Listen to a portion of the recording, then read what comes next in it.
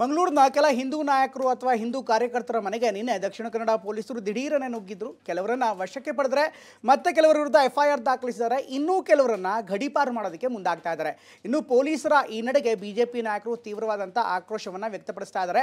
ಸರ್ಕಾರದ ತುಷ್ಟೀಕರಣದ ನಡೆಯಿಂದಾಗಿ, ಸರ್ಕಾರದ ಅಪೀಸ್ಮೆಂಟ್ ಪಾಲಿಟಿಕ್ಸಿಂದಾಗಿ ಈಗ ಪೊಲೀಸ್ ಇಲಾಖೆ ದಿಢೀರ್ ಗಂಡಸರಾದವರಂತೆ ವರ್ತನೆ ಮಾಡ್ತಾ ಇದೆ ಎನ್ನುವಂಥ ಆರೋಪವನ್ನು ಬಿಜೆಪಿ ನಾಯಕರು ಮಾಡ್ತಾ ಇದ್ದಾರೆ. ಇದರ ಜೊತೆಗೆ ಈಗ ಇಂಥ ಬೆದರಿಕೆಗಳಿಗೆ ತಗ್ಗೋ ಮಾತೇ ಇಲ್ಲ ಅನ್ನುವಂಥ ಮಾತುಗಳನ್ನು ಆಡ್ತಾ, ಇದರ ಜೊತೆಗೆ ಇದೊಂದು ತಾಲಿಬಾನ್ ಆಡಳಿತ ಅಂತ ಕಾಂಗ್ರೆಸ್ ಸರ್ಕಾರದ ವಿರುದ್ಧ ಬಿಜೆಪಿ ಆರೋಪ ಮಾಡ್ತಾ ಇದೆ. ಹೀಗಾಗಿ ದಕ್ಷಿಣ ಕನ್ನಡ ಜಿಲ್ಲೆಯ ಪಾಲಿಟಿಕ್ಸ್ ಮತ್ತೆ ರಂಗೇರ್ತಾ ಇದೆ. ಕರಾವಳಿಯಲ್ಲಿ ಆಪರೇಷನ್ ಆರಂಭಿಸಿದ ಪೊಲೀಸ್ ಇಲಾಖೆ ಒಂದು ಕಮ್ಯುನಲ್ ಟಾಸ್ಕ್ ಫೋರ್ಸ್ ಅನ್ನು ಪ್ರತ್ಯೇಕವಾಗಿ ಮಾಡ್ತೇವೆ. ಆಂಟಿ ಹಿಂದೂ ಪೊಲೀಸ್ ಫೋರ್ಸ್ ಅದು. RSS ಮುಖಂಡ ಕಲ್ಲಡ್ಕ ಪ್ರಭಾಕರ್ ಭಟ್ ವಿರುದ್ಧ FIR. ಬಿಜೆಪಿ ಮುಖಂಡ ಅರುಣ್ ಪುತ್ತಿಲಾಗೆ ಗಡೀಪಾರು ನೋಟಿಸ್. ಕರ್ನಾಟಕದಲ್ಲಿ ತಾಲಿಬಾನಿ ಸರ್ಕಾರವನ್ನ ಸ್ಥಾಪನೆ ಮಾಡುವ ನಿಟ್ಟಿನಲ್ಲಿ ಇಟ್ಟಿರುವಂತ ಒಂದು ಹೆಜ್ಜೆ ಆಗಿದೆ ಅನ್ನೋದ್ರ ಬಗ್ಗೆ ಸಂಶಯನೇ ಬೇಡ. ಕರಾವಳಿ ಬೂದಿ ಮುಚ್ಚಿದ ಕೆಂಡದಂತಾಗಿದೆ. ಹೀಗಾಗಿ ಮಂಗಳೂರು ಪೊಲೀಸ್ ಕಮಿಷನರ್ ಆಗಿ ನೇಮಕ ಆದ ಸುಧೀರ್ ಕುಮಾರ್ ರೆಡ್ಡಿ ದಕ್ಷಿಣ ಕನ್ನಡ ಜಿಲ್ಲಾ SP ಆಗಿ ಡಾಕ್ಟರ್ ಅರುಣ್ ಕುಮಾರ್ ಅವರನ್ನ ಸರ್ಕಾರ ನೇಮಕ ಮಾಡಿತ್ತು. ಇದರ ಭಾಗವಾಗಿ ಕಡಲತಡಿ ಮಂಗಳೂರು ಸೇರಿದಂತೆ ದಕ್ಷಿಣ ಕನ್ನಡ ಜಿಲ್ಲೆಯಲ್ಲಿ ಪೊಲೀಸ್ ಇಲಾಖೆ ಆಪರೇಷನ್ ಶುರು ಮಾಡಿದೆ. ಕರಾವಳಿಯಲ್ಲಿ ಶಾಂತಿ ನೆಲೆಸಲು ಕ್ರಮ ಕೈಗೊಳ್ಳುತ್ತಿರುವ ಪೊಲೀಸರು RSS ಮುಖಂಡ ಕಲ್ಲಡ್ಕ ಪ್ರಭಾಕರ್ ಭಟ್ ವಿರುದ್ಧ FIR ದಾಖಲಿಸಿದ್ದಾರೆ. ಮೇ 12ರಂದು ಕಾವಳಪಡೂರು ಗ್ರಾಮದ ಮಾಧ್ವಾ ಪ್ಯಾಲೇಸ್ನಲ್ಲಿ ಮಾಡಿದ ಭಾಷಣಕ್ಕಾಗಿ ಬಂಟ್ವಾಳ ಗ್ರಾಮಾಂತರ ಪೊಲೀಸ್ ಠಾಣೆಯಲ್ಲಿ ಕೇಸ್ ದಾಖಲಾಗಿದೆ. ಕಟ್ಟರ್ ಹಿಂದುತ್ವವಾದಿ ಬಿಜೆಪಿ ಮುಖಂಡ ಅರುಣ್ ಕುಮಾರ್ ಪುತ್ತಿಲಾಗೂ ಗಡೀಪಾರು ನೋಟಿಸ್ ಜಾರಿಯಾಗಿದೆ. ಪುತ್ತೂರು ಉಪವಿಭಾಗಾಧಿಕಾರಿ ಸ್ಟೆಲ್ಲಾ ವರ್ಗೀಸ್ ನೋಟಿಸ್ ನೀಡಿದ್ದಾರೆ. ಕಲಬುರಗಿ ಜಿಲ್ಲೆಯ ಶಹಬಾದ್ ಪೊಲೀಸ್ ಠಾಣೆ ವ್ಯಾಪ್ತಿಗೆ ಗಡೀಪಾರು ಮಾಡುವುದಾಗಿ ತಿಳಿಸಿದ್ದಾರೆ.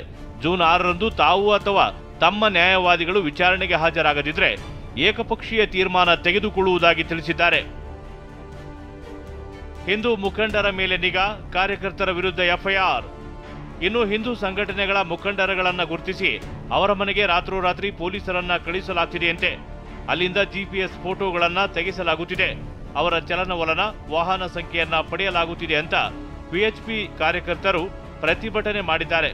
ಇನ್ನು ಪ್ರತಿಭಟನೆ ನಡೆಸಿದ 15 ಹಿಂದೂ ಸಂಘಟನೆ ಕಾರ್ಯಕರ್ತರ ವಿರುದ್ಧ FIR ದಾಖಲಿಸಿದ್ದಾರೆ.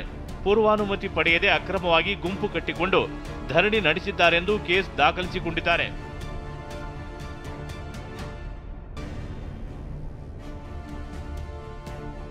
ಪೊಲೀಸರ ನಡೆಗೆ ಕೆರಳಿ ಕೆಂಡವಾದ ಕೇಸರಿ ಪಾಳೆಯ. ಪೊಲೀಸ್ ಇಲಾಖೆಯ ಈ ಕ್ರಮದಿಂದ ಬಿಜೆಪಿ ನಾಯಕರು ಕೆಂಡಾಮಂಡಲರಾಗಿದ್ದಾರೆ. ವಿಧಾನಸೌಧದಲ್ಲಿ ಪಾಕಿಸ್ತಾನ್ ಜಿಂದಾಬಾದ್ ಎಂದಾಗ ಮಣ್ಣು ತಿನ್ನುತ್ತಿದ್ರ ಎಂದು ಕೆರಳಿದ್ದಾರೆ. ಇದು ನಡೆದವಾಗೆ ಒಂದು ತಿಂಗಳಾಗೋಟಿದೆ. ಇವಾಗ ಕೇಸ್ ಆಗ್ತಾ ಇದ್ದಾರೆ ಅಂದ್ರೆ ಇದು ಟಾರ್ಗೆಟ್, ಹಿಂದೂ ಟಾರ್ಗೆಟ್.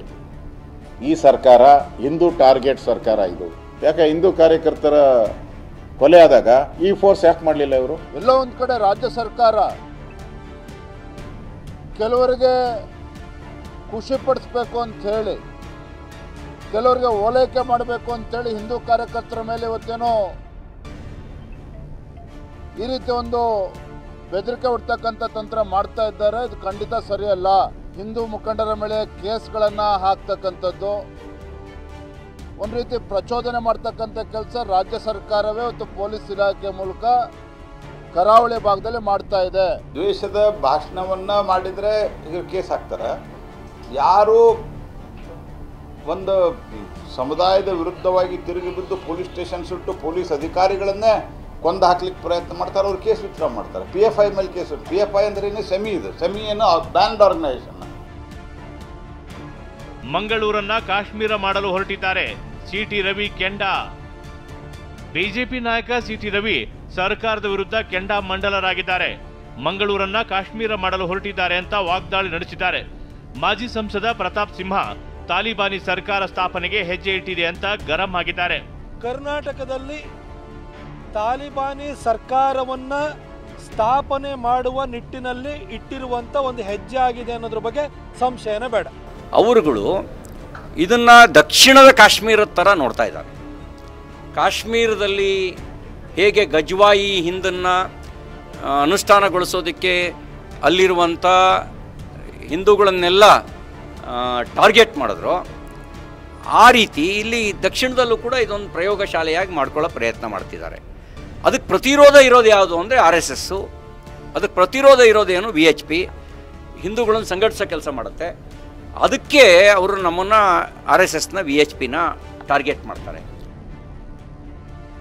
ಟಾರ್ಗೆಟ್ ಮಾಡಲ್ಲ, ತಪ್ಪು ಮಾಡಿದ್ರೆ ಬಿಡಲ್ಲ, ಪರಂ ಗರಂ.